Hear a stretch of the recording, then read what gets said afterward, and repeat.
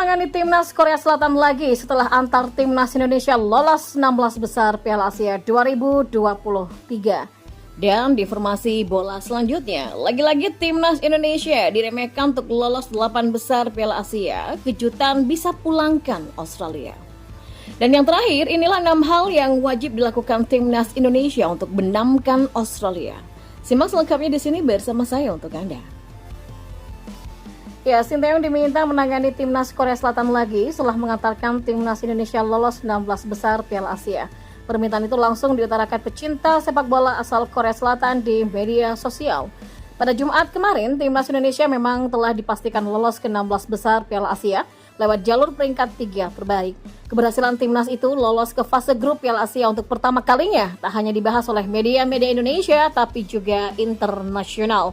Ya, salah satu media internasional yang mengabarkan kesuksesan timnas Indonesia adalah media Korea Selatan Berita 1 TV. Di akun YouTube-nya, media ini mengeluarkan judul yang menarik perhatian. Sinteyong ahli trik mencetak sejarah untuk sepak bola Indonesia dan ia menjadi pahlawan nasional, tulis Berita 1 TV. Berita itu pun mendapatkan respon dari banyak pecinta sepak bola Korea Selatan. Salah satunya dari mereka heran kenapa Federasi Sepak Bola Korea Selatan malah menunjuk pelatih asing ketika banyak juru taktik asal negeri gingseng yang bersinar di luar negeri. Ya, selain Sinteyong ada juru taktik asal Korea Selatan yang bersinar di luar negeri seperti Kim Panggon bersama timnas Malaysia, dan sebelumnya ada juga Park Hang-seo yang mencetak banyak sejarah bersama timnas Vietnam pada 2017 sampai 2023. Di saat bersamaan, pelatih asal Jerman Jürgen Klinsmann belum memberikan performa optimal untuk timnas Korea Selatan. Terbukti di Piala Asia kemarin saja, Korsel yang dihuni pemain-pemain top dunia seperti Son Heung-min sampai Lee Kang-in hanya finish runner-up di grup B di grup E Piala Asia. Ada banyak pelatih berbakat di negara ini, tapi kenapa pelatih asing yang didatangkan dari luar negeri? Saya bingung, kata salah satu akun. Bahkan salah satu pecinta sepak bola asal Korea Selatan yang meminta PSSI-nya Korea Selatan atau KFA untuk membawa pulang Sinteyong. Ia menilai jika saat itu Sinteyong diberi waktu, maka Korsel bakal menjadi tim yang menakutkan. Nah, sekedar diketahui Sinteyong sempat kurang dari 1 tahun menangani Korsel pada 2017 sampai 2018. Ia mengantarkan Korsel lolos ke Piala Dunia di posisi terjepit, juara IAFF 2017 sampai menumbangkan Jerman 2-0 di fase grup Piala Dunia 2018. Ya, sejujurnya pemecatan Sinteyong dari kursi pelatih timnas Korsel pada 2018 sangat tergesa-gesa. Saya menilai Sinteyong akan memberikan yang terbaik jika diberi kesempatan 3 tahun. Saya berharap KFA memberikan kesempatan lagi kepada dirinya, kata akun lainnya. Ya, kontrak Sinteyong sendiri bersama timnas Indonesia berakhir pada Juni ini. Diperpanjang atau tidaknya kontrak Sinteyong tergantung dari pencapaian timnas Indonesia U23 di Piala Asia U23 2024. Di ajang itu, timnas Indonesia U23 dituntut lolos ke fase gugur. Ya, akhirnya memang secara dramatis dan drastis dalam sisa 10 menit terakhir babak penyisihan grup Piala Asia, timnas Indonesia berhasil lolos ke babak 16 besar. Kepastian ini diperoleh manakala pasukan Indonesia lewat jalur peringkat 3 terbaik, usai Oman ditahan imbang Kirgistan 1-1 pada laga terakhir grup F. Keajaiban bukanlah sesuatu yang aneh dalam dunia sepak bola. Kali ini lewat tangan Tuhan, keajaiban ini terjadi pada kesebelasan Indonesia. Bagaikan menerima durian runtuh, Indonesia di menit-menit terakhir mampu menggapai 16 besar.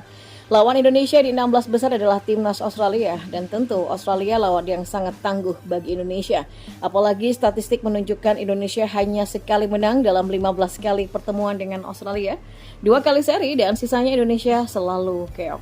Kendati begitu, jika dilihat dari penampilan para peserta Piala Asia, kali ini sesungguhnya tidak ada satupun kesebelasan yang ikut kejuaraan Asia tahun ini yang tampil superior.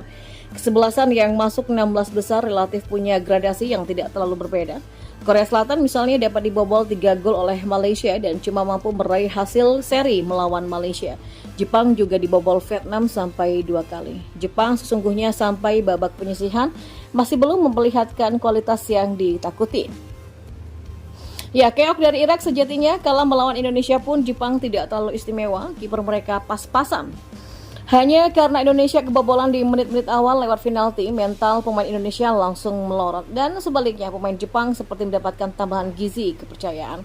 Jepang menjadi lebih santai dan dapat bermain penuh percaya diri, dan kalau tidak ada penalti, apalagi jika handball pemain Jepang disahkan jadi penalti untuk Indonesia, maka jalan pertandingan bisa lain. Ya, China yang juga semula diramal bakal prima lebih tragis lagi. China malah tersingkir, jadi dalam pertandingan ini tidak ada yang sedemikian perkasa sehingga sampai ditakuti.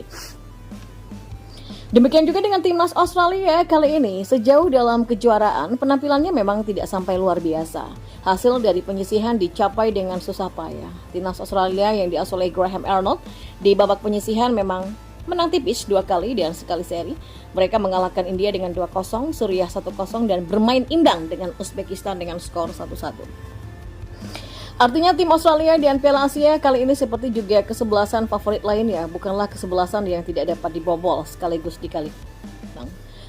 dikalahkan. Nah, untuk menghadapi skuad Australia pada hari ini, jika pasukan Indonesia ingin memperoleh hasil maksimal, maka perlu memperhatikan 6 hal sebagai berikut. Yang pertama, jangan bikin blunder. 10 menit awal bakal sangat menentukan hasil akhir, dan inilah fase kritis untuk Indonesia ataupun untuk pelawan. Kesalahan kecil apalagi blunder dapat menentukan nasib akhir pertandingan. Selain itu, jangan membuat pelanggaran yang tidak perlu, apalagi di kotak penalti. Ingat, Indonesia langsung tertekan oleh Jepang begitu di awal pertandingan karena pelanggaran oleh Jordi Amat. Kita kebobolan lewat penalti. Sejak itu, Jepang menguasai pertandingan. Hal semacam ini harus dihindari saat melawan Australia nanti, dan kesalahan semacam ini akan menjadi hukuman yang merugikan Indonesia. Yang kedua, antisipasi umpan silang. Ya, Australia memang merasa di atas angin. Kemungkinan bakal menerapkan skema permainan menyerang. Meski masuk grup Asia, sejatinya tipe permainan kesebelasan Australia lebih mirip gaya Eropa, khususnya Eropa Barat. Australia bakal menerapkan permainan simple dengan passing yang efektif. Salah satu andalan mereka adalah umpan silang dari kanan dan kiri ke muka gawang. Dan ketiga adalah adu fisik. Ya, Australia terbiasa bermain dengan kekuatan fisik, baik adu body ataupun dalam perubatan bola. Pemain Indonesia harus bersiap menghadapi benturan-benturan keras dan perebutan bola yang mengandalkan fisik. Pemain Indonesia tidak boleh mudah jatuh, kalah dan perebutan bola, ataupun adu nyali lainnya. Dan kalau tidak, Indonesia bakal menjadi makanan empuk Australia. Dan yang keempat, manfaatkan kedua sayap secara maksimal. Ya, Indonesia memiliki kemampuan penetrasi ke pertahanan lawan lewat 2 sisi sayap yang ada. Dan ini harus dimanfaatkan secara maksimal. Pemain sayap atau yang disebut penyerang yang berada di sayap tidak boleh tergesa-gesa mengoper bola ke tengah jika belum benar-benar tepat sasaran. Yang kelima, perkuat lini tengah.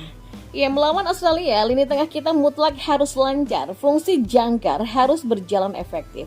Serangan Australia tidak bakal berjalan baik jika sejak dari area tengah mereka sudah diganggu. Sebaliknya, jika dibiarkan, maka para pemain Australia akan leluasa mengobok-ngobok pertahanan Indonesia.